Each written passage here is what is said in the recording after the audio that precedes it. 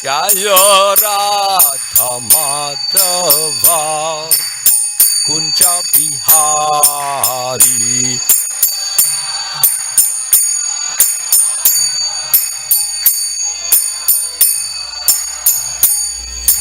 Gopi Jana Vallabha Girivaradari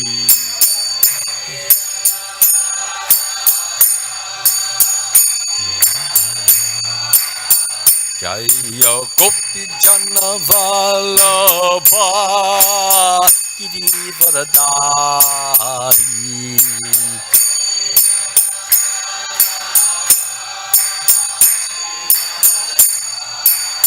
Yasoda Nandana Vajjana Ranjana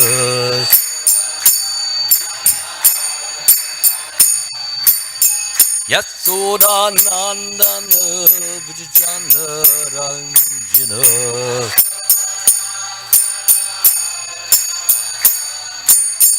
Yamuna Tera Vanachari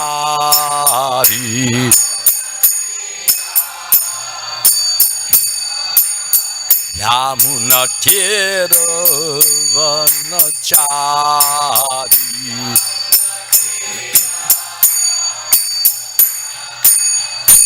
Jaya Radha Madhava Kunja Bihari Jaya Radha Madhava Kunja Bihari Jaya Radha Madhava Kunja Bihari Madhava Kunja Bihari Jaya Gopi Jana Vallabha Girivaradari Jaya Gopi Jana Vallabha Girivaradari Jaya Gopi Jana Vallabha Girivaradari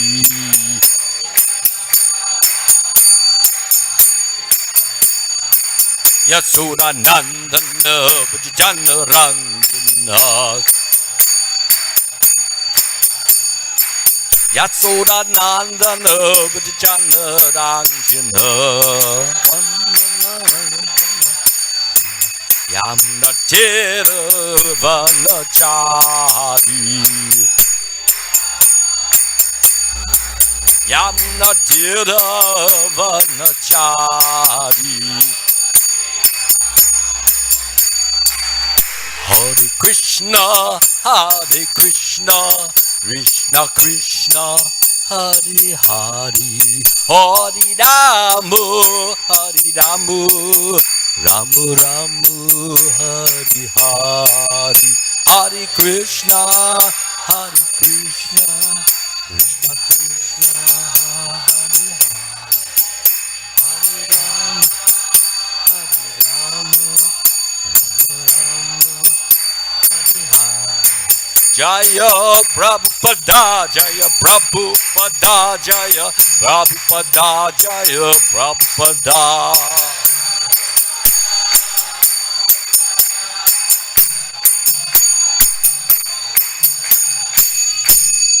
Jayam Vishnupad Paramahansa Parivjakacharya Asatar Satyashri Srimad His Divine Grace A.C. Bhaktivedanta Swami Srila Prabhupada Ki Jai ISKCON Founder Acharya Srila Prabhupada Ki Jai Samaveda Bhakta Vrinda Ki Jai.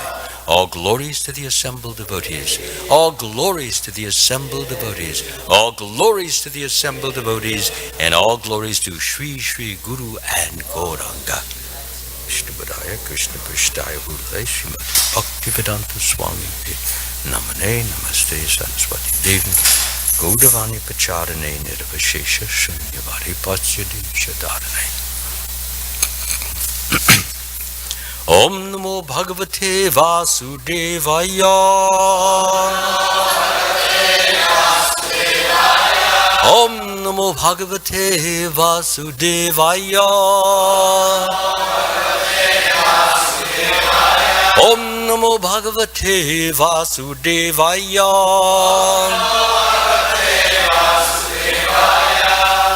Reading from the Srimad Bhagavatam, Canto 10, Chapter 13, and text number 9.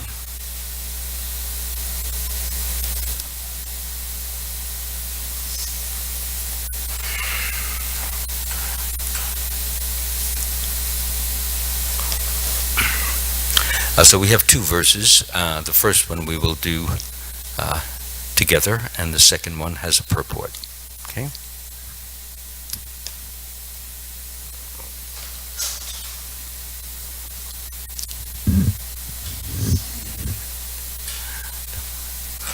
Kechit pushpardalai kechit palavar ankurai palhai Shigbistvagbeer Dvishadbishcha Bubuju Krita Bhajana Kechit Pushpardalai Kechit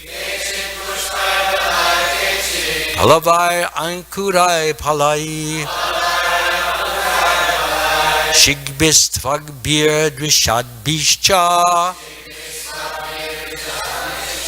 Bubuju Krita Bhajana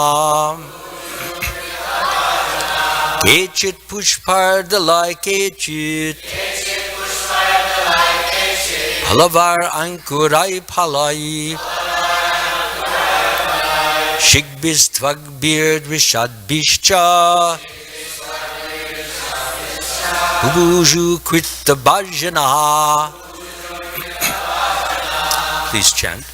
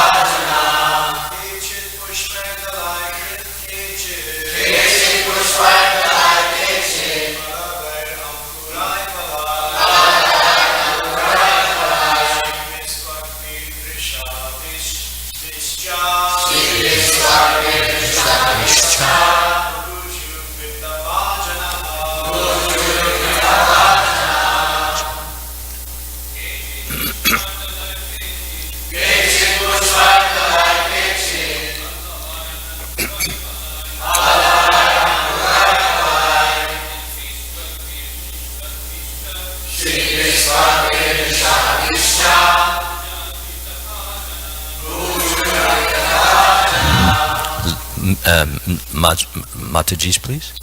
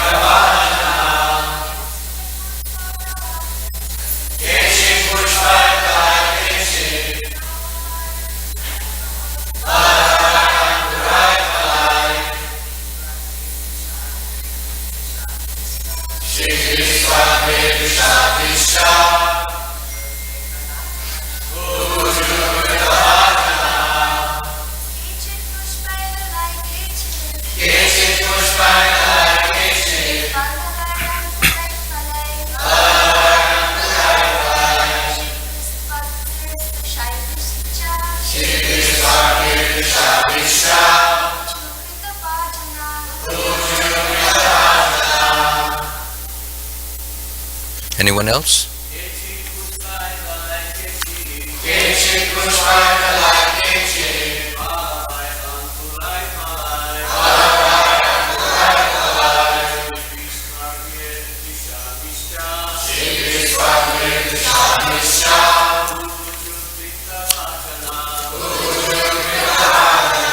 Synonyms: Kechit, someone; Pushpai, by flowers; Dalai, by nice leaves of flowers; Kechit, someone; Palavai, on the surface of bunches of leaves;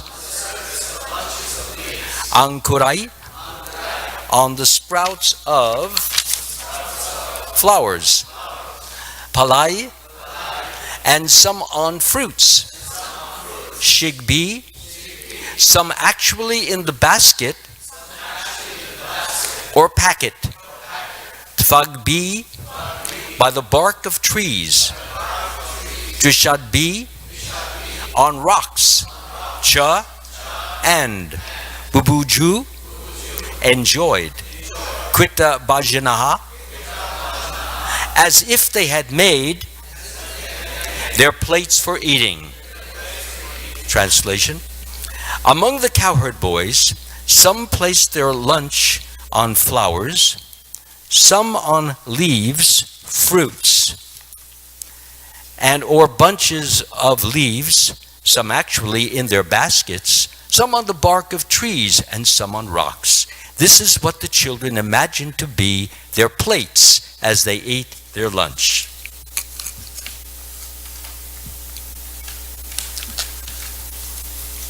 We can see right here, this is Gokul, this is Goloka. Nothing formal, nothing sophisticated, nothing polished. Everything as it is.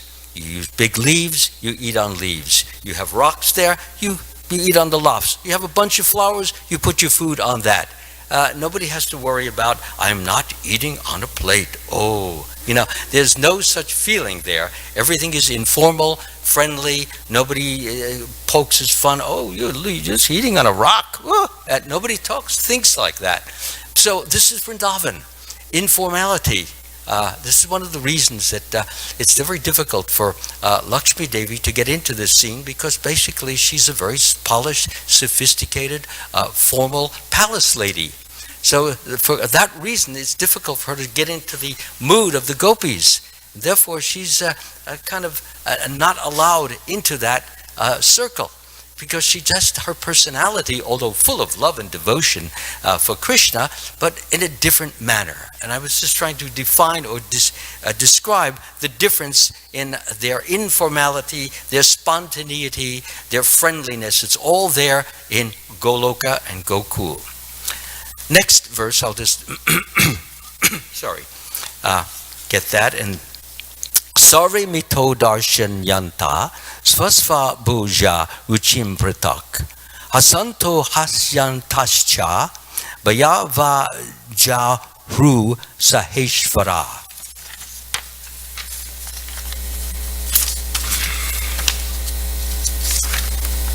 Translation: all the cowherd boys enjoy their lunch with Krishna, showing one another the different tastes of the different varieties of preparations they had brought from home. Tasting one another's preparations, they began to laugh and make one another laugh. So again, here you see, sometimes in the more formal households, if children start to talk at the table, sometimes mothers, shh, no talking at the table, just eat quietly, you see.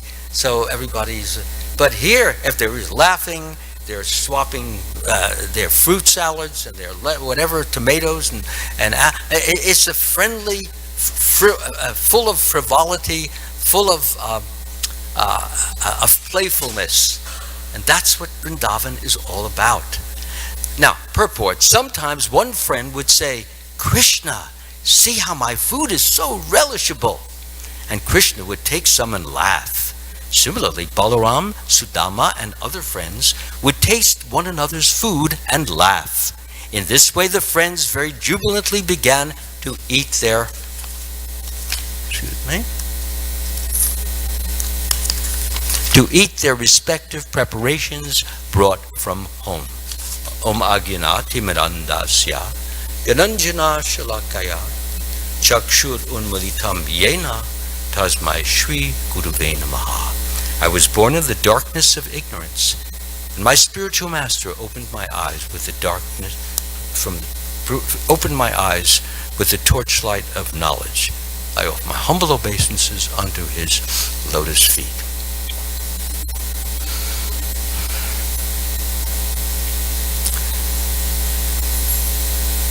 How fortunate these boys are.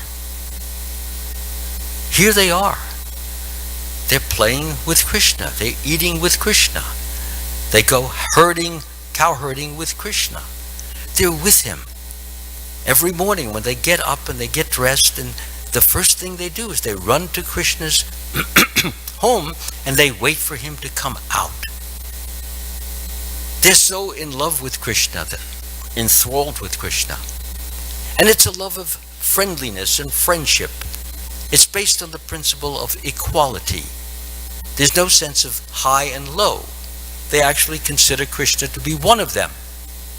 At times, of course, Krishna does show he is amazing, awesome, and certainly worthy of worship. But no sooner does he perform some amazing or awesome act than he causes the cowherd boys to forget this. Because if they didn't forget this and they began to regard Krishna as so great, so glorious, so amazing, that would spoil the whole rasa of friendship. Friendship means equality. But if you're looking up to someone and you're seeing that someone is being bigger, better, greater, higher than yourself, then it's no more equality, then it's awe and reverence. Or it can be servitorship. Yes, Master, I surrender to you. I am yours. Please order me. Please tell me what to do. That's a different rasa. And this rasa is friendship. And each rasa has its own respective means of providing Krishna pleasure. Krishna gets pleasure from the equality rasa. He gets pleasure from the parental rasa, when his parents guide him. Parents teach him. Parents correct him. Parents show their affection for him. Parents feed him. Parents bathe him. Parents garland him. So he enjoys this too, because he is enjoying the love that, for example, Mother Yashoda or Nanda Maharaj is expressing to him in their protectiveness, in their carefulness, in their kindness, their consideration, their thoughtfulness. All that is coming out of them, as many of you are parents, and you know that when you're with your child, you feel tremendous love. And especially when you have persons like Mother Yashoda, Nanda Maharaj, and their love is pure. It's so perfect. And when they express that love to Krishna, they get tremendous pleasure because Krishna is enjoying the pleasure that they're getting. And they're experiencing this pleasure looking at Krishna, and Krishna sees their pleasure, and he gets pleasure. And this is what it's all about. It's a constant churning of nectar, resulting in ever-increasing pleasure. Now, Krishna is always joyful. We should know that. Krishna is never really somber. He doesn't get gloomy. He's upbeat. He's always got a smile. As you can see, he was smiling. They were swapping fruits, and they're all smiling at one another, laughing. So Krishna, of course, he's a very upbeat kind of person. And he's very appreciative of his devotees and what they are trying to do. Namely, they all get pleasure out of giving Krishna pleasure. And that's what it's all about. But they don't think, as if they've read the Vedas and says, okay, we're going to give Krishna some pleasure today. Okay, what should I do? Give him a red apple? Yeah, he likes red apple. It's not an analytical thing. It's a spontaneous thing. It just comes from the heart. They see things, they'll get a bunch of twigs and they say, here, Krishna, here's a peacock feather. Here, let me put it in your hair. So it's oh, wow, you look wonderful. Well, let me put one in your hair. This is what it's about to be a cowherd boy. It's so full of frivolity, so full of frolicsomeness, so full of playfulness. There's never a dull moment. And yet, an ordinary person, what we might call a karmi or a non-devotee, would read this and say, well, what's so wonderful about this? They're just eating. They're eating in a forest. I've done it 1,000,000 times. There's nothing special about that. I mean, maybe if a monkey comes over to you and tries to steal the banana, that's something to talk about. Especially if that's the only banana that you had. So, but that's different for the devotee. Because Krishna is not an ordinary child.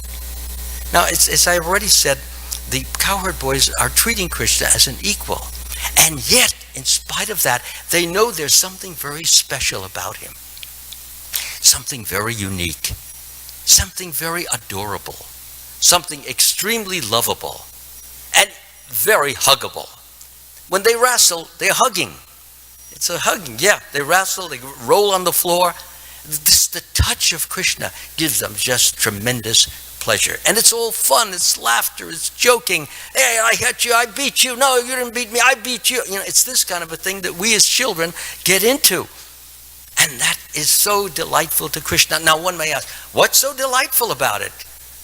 What's so special about it? Let's think about it for a moment. Let's look at Krishna. Who is Krishna? He knows who he is. He knows he's the Supreme Personality of Godhead. He knows he's more powerful than any and everyone. He knows he's more, as I said, he's more powerful. Can you say thank you, Prabhu? Yeah, he knows he's more powerful, and he knows he's more peaceful. He knows he's more beautiful. He knows he has it all. He knows he's the one who has manifested all these countless universes. No one else can do that. He knows that they are resting upon his will. He knows this. Even though he looks like a cute, little, lovable cowherd boy, he knows this. He knows who he is. He knows how great he is. He knows how amazing he is. He knows how wondrous he is. He even meditates on himself. After who else should he meditate on? No one. No one can match him. In the morning, it's mentioned, Narada Muni went to visit all the different homes of Krishna, and he saw Krishna get up in the morning, and he's meditating on himself. No one better to do so. He can't meditate on anyone else unless he just wants to set some example or something. But he is the Supreme. Excuse me.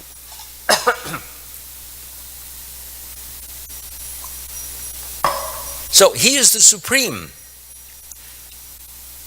What pleases Krishna, or satisfies Krishna, or gives joy to Krishna, is the fact that although he knows who he is and what he is, still he's playing the part of just a simple cowherd boy who appears to have no education. It's kind of like playing a part on a stage. How many of us here have played parts on stages? We got a few, yeah? Any of the ladies here? Playing, nobody, no actresses there? Okay, so you know what it's like when you get into a part and you're on the stage and you're uttering your lines, or let's say you're doing a character that is very alien to your personality. Okay, you're a kind, you're a generous, loving, sweet person, but you're playing the part of a burglar. Okay? So you're creeping into a house, you're looking around, and you're looking for anybody home, nobody's home, and you start opening up the drawers, and you're doing all this kind of thing, and you've got a mask around your face, and so everyone in the audience is kind of leaning forward, kind of like this. What's coming up next? What's he going to do? Is somebody going to come in? Or is somebody going to call the burglar alarm? Is something going to happen? You see, so, and you as the actor, watching them leaning forward, watching them, with this knuckle white hands, or biting on their lips, or chewing their lips, or something. So it's a lot of fun to get into a part which is not really you, and watch people become emotional, absorbed, riveted, concentrated on your performance. Where does this all come from? It comes from Krishna, because that's what he's doing now. He's playing a part, and he's enjoying every moment of it. Every time they treat him as an equal, he knows he's not an equal, and that's what makes for fun or humor. Incongruity. Incongruity is a word which means something that's inappropriate, which doesn't really fit. So he knows, theoretically, or from the base, you don't treat someone who owns the universe just as your friend, push him around, joke with him, laugh with him. It's fun, and it's fun to him, and he's enjoying every moment of it. And the cowherd boys are just doing what they normally do. But to Krishna, this is service. It would be hard to even imagine that cowherd boys or children playing could be service to the Lord. It's pleasure for him. It's fun for him. It's humor for him. It's laughable. And he's laughing. And he's enjoying. So this is the important point of it, that Krishna goes through these different pastimes, enjoys them, and sees the humor of them, the funniness of it, because he knows who he is, and he also knows who they are, and he's able to absorb himself so deeply and steeply in the part. And it's all lots of fun. Just when we go on the stage, we play the part of whatever it is, whether it's a burglar, or you're playing the part of a mother when actually you're a daughter, or you're playing the part of a carpenter when you don't know the first thing about even using a hammer. So the point is that it's a lot of fun, and when you finally the curtain comes down and everybody starts applauding and you start taking a bow, what happens is that it's just simply a thrill from within, that everyone was so pleased and so satisfied. And Krishna is so pleased and so satisfied that everyone is so satisfied with him and what he does, what he says, when he laughs, when he apparently cries, or when he gets interested in something. So that was I wanted to make this point about these cowherd boys, and that is why I started out by saying that these boys are so amazingly fortunate. Fortunate means that they have some blessing which is so rare, which is so precious, which is so astounding, that I'm actually playing with God. I mean, what can be more desirable than to be able to be close to the Lord, to be near him, to be wrestling with him, to be playing this dueling with him. They take the sticks, like the two boys they get, and they start dueling, and who can never get the stick in the chest, then what happens? Then the person who receives the stick in the chest, he has to carry the winner. So poor Krishna, the loser. The king of the world, king of the universe, king of all universes, a loser. He's got to put somebody on his shoulder. And the person who's on his shoulder says, come on, faster, giddy up, come on. This is the thing. And it's all fun to Krishna. All right, give me a break, please. So it's to Krishna, it's all fun. It's all play. So one may ask, and Prabhupada answers this very clearly, how do you get into such a position? Sometimes people want to be actresses or actors. I remember I used to play in the movies, and some of the I was like an extra, and some of the girls or the guys, they would approach some of the stars, and they would say, well, I'm just a mere extra, or I get a bit part occasionally. How do you get into this heroic position in which you're a star? How do you do it? And they ogle, and they talk in their big open eyes, and they hang on every word. So therefore, the question is, how do you become a cowherd boy? How do you become a cowherd girl? How do you become a parent? What do you have to do? So Prabhupada says they performed millions, these are exact words, millions and millions of pious activities. So one may wonder, pious activities? Pious activities, generally you perform that in order to go where? To go to the heavenly planets. Yeah, you get so much pious activity, then you can go up there, you can get all the nectar that they drink, and you can get all the sweet foods they have, you can have all the sense gratification you want. And when you have exhausted the merits or the credits that won us or that position, you have to come back down again. It's a very scary time for a demigod when he has to return to the material world, because he knows he's got to go down to misery. He's going down to misery. So therefore they get frightened at that time when they have to leave. So those who may perform pious activities and sometimes maybe some spiritual activities or so they may go to a higher heavenly planet or a higher heavenly planet. Because we have Martyaloka, we have Janaloka, we have Tapaloka, we have Brahmaloka. These are all heavenly planets, each one a little higher than the other. And in some of the really higher ones, you can also get spiritual knowledge, because Narada Muni, he visits them and he gives guidance. The 4 Kumaras, they're visitors to many of these planets. So there are sages there. And on the lower ones, there are fewer sages there, because they're more for enjoyment, lots of dancing girls and lots of singing and so forth going on there of a sensual nature. That's poor Indra. He's always getting trapped in some manner, form, and falling down, forgetting his position and so forth. That's what happens when you get into an atmosphere, an environment of sense gratification, sense pleasure, thinking you're all in all. And then what happens, when Krishna, he stops the Indra Yagya, the sacrifice. He says, no Indra Yagya, let's make a sacrifice to Govardhan Hill. Govardhan Hill is actually an incarnation. It's the incarnation of Krishna. So and how do we know that? Well, it manifests during that pastime. That whole hill becomes Krishna, a manifestation of Krishna, gigantic. So therefore, Krishna says, better to worship Govardhan Hill. And Govardhan Hill is always giving so many nice fruits and so many vegetables and so many nice caves where you can go to get out of the hot sunshine, and so many nice fruits and things of that sort.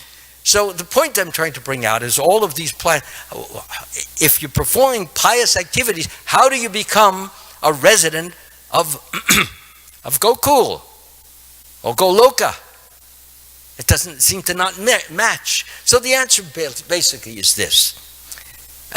There are different kinds of pious, different attitudes or different understandings of pious activities. I made a comment in one of the classes last. I'd like to just explore this a little bit more for a few moments. You can perform let's talk about a pious activity. A pious activity, for example, you dig a well so that people passing on the road may have water. Not only do you do that, but you even take the water and you give it to them in a cup. This is a pious activity. Or maybe you build a bridge so that people can get across the stream. Otherwise, they have to get their clothes wet, their feet wet, and so forth. So you put a little bridge there. This is a pious activity. Or you go to your church, or you go to the temple, or you go to some mosque and you worship God. But you go there more, or I should say, less for developing love of God and more for simply cinching or finding or creating your good reputation in the community or the society.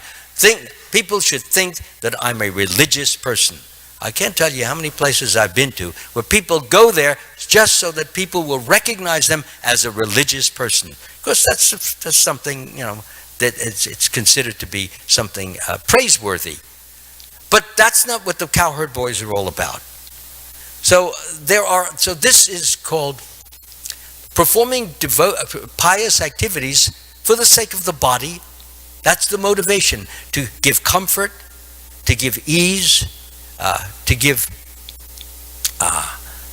convenience, to give sometimes quiet, to give things which will enable people to function a little bit more comfortably than they normally do. And it's all for the body. And that's as far as it goes.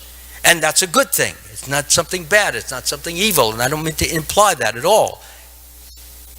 But then we have, is that what the Cowherd Boys did? They took it further. They had to. You don't get to go loco or go cool unless you take it to the next highest level. The next highest level is that, let's just say they dig a well. When they dig the well, they're digging it with Krishna in mind. I'm digging this well so I can give water to all of Krishna's children. Everyone is a part and parcel of Krishna, and therefore when I give water to him, Krishna will be pleased that I am serving one of his children. For example, any person here, if you know that your child is thirsty and you see that I have water and you come to me, could you please give my child a drink of water? I said, sure, here, take a cup of water. And you like me because I gave your child water. So Krishna is also happy to see that his devotee, who is doing this for the pleasure of Krishna, and also, of course, the pleasure of human beings who will be grateful to those persons who are giving the water, because when a devotee will give the water, he will not just give the water, but he will say, Hare Krishna, may your thirst be slaked. It's more than just water. It's devotional love. It's devotional service. Or if it's not that, for example, a person is building a bridge so that people, the devotee always has in mind, although he's doing something for other human beings, he considers all these human beings as the children of God. He sees everyone as a child of God, and he himself considers himself or herself a child of God, and therefore is doing this as a love offering to Krishna. Krishna says, whatever you do, whatever you eat, whatever you offer or give away, do this as an offering unto me. In this way, you'll be freed from the bondage of work and its auspicious and inauspicious results. With your mind and intelligence fixed on me, in this principle of renunciation, you will come to me. So the important point here is that devotees, they perform the act as a love offering for Krishna, this pious activity. And it ceases to be mere pious, it's devotional service. And Srila Prabhupada makes this distinction and this contrast in a number of his purports, in which he says two people are doing the same job, and even though they're doing the same job, there's a totally different attitude and understanding between the two. One is thinking in terms of loving service to Krishna, giving pleasure to Krishna, wanting Krishna to be satisfied in every which way. And another one is simply thinking of what gratification he will get. People will say, let's go back to the pious, he's giving water to somebody there, and he's also thinking, yes, people will see I'm giving water. They will respect me. They will honor me. They may even glorify me. Oh, you're doing such nice service. That's wonderful. You see, so that's a different thing. The devotee is not at all concerned about that kind of a result or fruit. His only concern is the pleasure of Krishna. If people praise him, fine. He couldn't care less because he gives it off to Krishna. If people not curse him, but people criticize him, what are you making such a big show of your piety for? Well, that's the way I feel inspired. So what happens is that he doesn't care. She doesn't care. This is my loving service to Krishna. And Krishna is pleased because I feel in my heart, I feel such joy, such happiness, such satisfaction, such fulfillment in my heart. Krishna must be pleased. And he is pleased that we are serving in some manner or form. You may give food, you may give some other type of gift, something that a person needs. You give a person a sari, you give a person a dhoti, you give a person some mahaprasadam. Whatever it is, whenever it's given with love and devotion, not merely as in just do it because others do it, just do it because it's a holy thing. It's done because it gives pleasure to Krishna. And when Krishna is pleased, ultimately the whole world can become pleased. And this is basically the understanding that we get. So, therefore, what does this all mean? It all means that we should all be desiring, just as the cowherd boys did, in everything we do, desire to go back home, back to Godhead, go back to Gokul, and be near to Krishna. It's a normal and a natural thing to want to be near a hero. Krishna is the supreme hero. Why not want to be with him? Why should I want to be with some movie star or from some basketball player from the LA Lakers Or for some baseball player from the New York Yankees. This guy's going to die in 10 years. Nobody will even know his name. But 5,000 years after Krishna has appeared on the earth, everyone, not everyone, but well, we're getting a lot of people saying Krishna, Krishna, Krishna, Krishna as we parade down the street. Hare Krishna, Krishna, Krishna, Hare Hare, Hare Rama, Rama Rama, Hare Hare. So, therefore, that's the way we should desire to want to be with Krishna, and at the same time, we should also try to deserve to be with Krishna. Desire and deserve go hand in hand. But a devotee never thinks he will ever really deserve this, because he thinks, I've committed so many offenses, so many sins, so many evils, so many wrongs. How could I ever deserve it? But I'll try. I'll strive. I'll do the very best I can. And in trying, what happens is that Krishna acknowledges it, he sees it, and he awards it. As Krishna says, as they surrender unto me, I reward them accordingly. Everyone follows my path. So he rewards us. Even though we may not be worthy, even though we may not deserve, even though we may not be suitable to receive, Krishna can forgive and forget all those things of the past if we sincerely, if we deeply, if we lovingly serve him. And when we do that, we touch his heart, we move him to sometimes even to tears. What does Krishna say to the gopis? He says, there is no way I can ever repay your service to me. No way.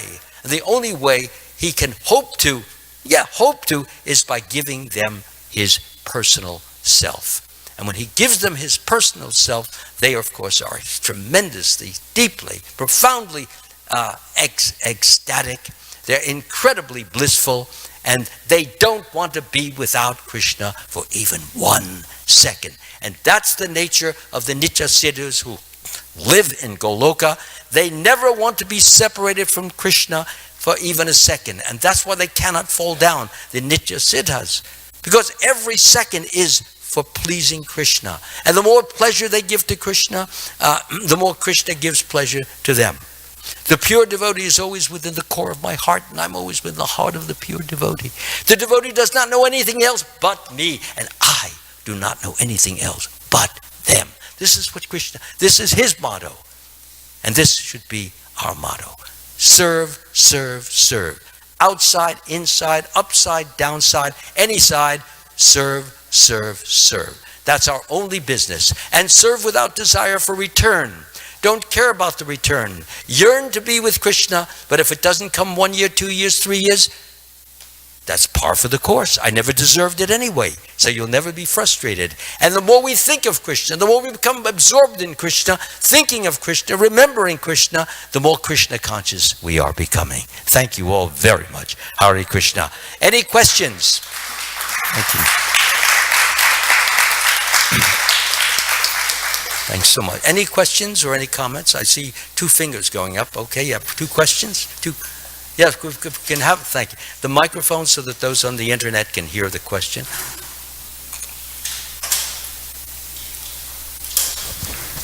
Thank you, Prabhu. And if you would please speak slowly, it's sometimes difficult for me to understand. Very nice class. Thank you. Amala-bhakta, sometimes Krishna, when he play, you said he always know who is he, even if he played the role of, cowboy, he always know who is he. But is it sometimes then he forget who is he and he's completely immersed in ecstasy? Is it some instance? What? Then Krishna forgets, then he is God. Is it some instance in pastimes when he played with cowboys or maybe lower gopis, did he sometimes forget then he is God? No, Krishna, that we forget. Krishna doesn't forget. Just as Krishna says to Arjuna, when Arjuna says, how do you remember, how did you give the Bhagavad Gita to the sun god? His sun god is senior to you. Krishna says, many births both you and I have had. I can remember them all and you cannot. So you forgetful, I'm not forgetful. Krishna doesn't forget anything. He plays his part, even in playing the part, and he's totally absorbed. But remember, he never becomes totally forgetful. We can, because we are filled we are small, tiny, and can become covered with ignorance. Krishna has no ignorance. He has never ignorant. So he always knows, and the fact that he knows makes it more joyful, more pleasing. That who he is and who he's with and how he's charming them and thrilling them and uplifting them and enlivening them. He's getting a lot of pleasure out of that. Anyone? Yes, Mataji. Nice to see you again. Welcome to New Dwarka. These are my hosts when I go up to San Jose. Yes, go ahead, Mataji. So Maharaj, it's so nice to hear from you how we should do devotional service to please Krishna. But when rubber meets the road, when in reality, that's not something that I feel motivated on a day-to-day basis, especially when we are in a community where success in Krishna consciousness usually is measured based on the amount of service you do, like how many people. I missed that word. How many Not so close to the mic because it's making the sound. Success in Krishna consciousness. Out a little more. Go ahead. Yeah. Okay. Success in Krishna consciousness is measured by the amount of service we do, like how many people we bring, or how many things we do, how many items we sell, like that.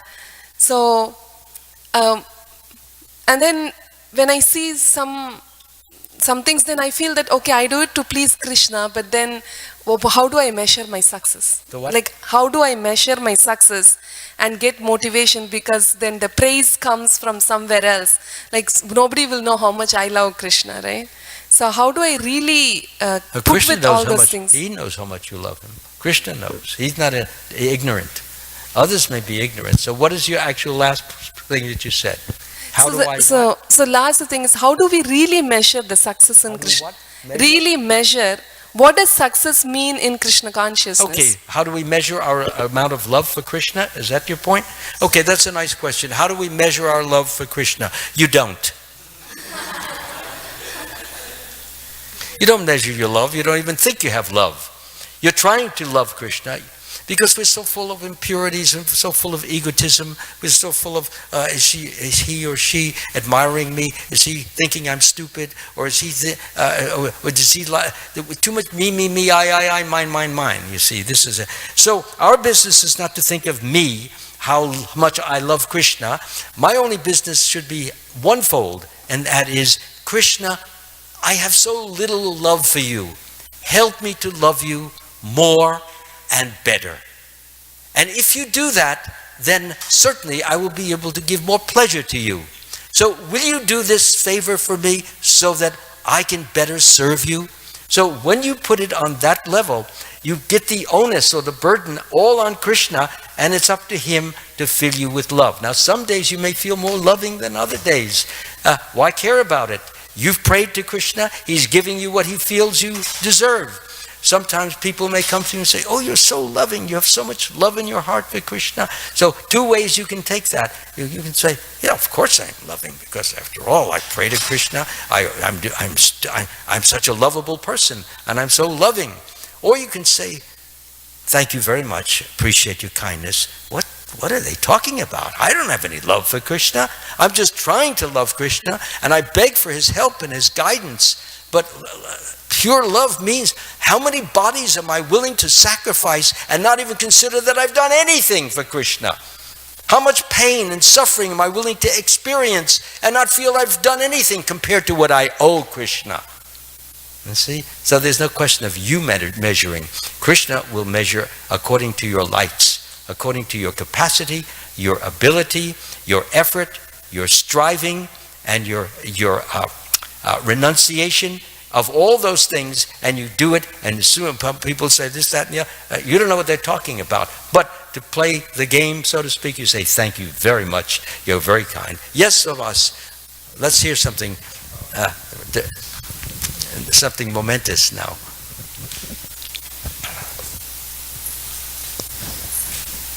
Maharaj, thank you for a wonderful class. Thank you, Prabhu, for listening.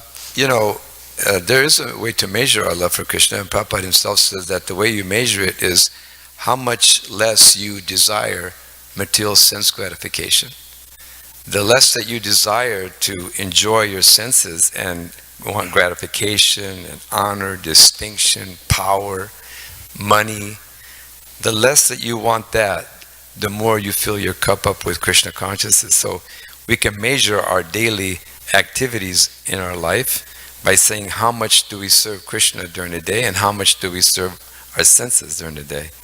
And when one is fully absorbed in Krishna consciousness, then one has no desire for any other type of sense gratification, but only to serve Krishna. And that's a pure devotee of the Lord. Excellent. And I would just add to that, basically what Savas was saying is when we exhaust totally all our material, we have no material desire anymore. All you want to do is serve Krishna. Even if you go to business, you're always thinking, you're putting a picture of Krishna on the screen there, on the monitor. You're looking at the clock when I will get home. I know I'm going to worship. You're doing what we call worldly things, but you're doing them all lovingly for Krishna. So when that is happening, and that means your material desires, you're doing a job because you have to. You're in a world, you have to food, clothing, shelter, all that stuff, but you're doing it simply because your real feeling is that you do it all as a love offering to Krishna. So when we no longer have material desires, as Savas was saying, so that's a high measure of devotional service. But even then, a devotee out of humility would still think he has far to go. Even Rupa Goswami was calling himself the lowest of the lowest of the lowest, with a straw in his mouth, with his head on the floor, and saying, no, people say I'm smart, people say I'm intelligent, people say I know. He actually was. He actually knew the Bhagavatam. He had read through, even though he was working for Muslims, but his feeling about himself was, I have so much to learn. And that's why he threw himself at the feet, though he still knew so much. So humility is also a very important point of this, because if you don't have humility and you start thinking, well, I don't desire this, I don't want this, I don't desire this, or I must be important, I must be very advanced, I must be really getting close to Goloka, that can get you knocked right out of spiritual life. It can, because pride goes before the fall. And once we are proud, when we think we're great, we think we're wonderful, this is a very horrible situation, because Krishna withdraws the energy, withdraws the grace, withdraws the potency that we had, which helped to make us, quote unquote, appear great. The real greatness is in Krishna. He's the one who gives it to us. And if we recognize that and give him the credit for it, always in our mind, outside, then he is very pleased, and he keeps adding his gifts to us more and more till we become truly materially desireless, but spiritually desireful. Hare Krishna. Right.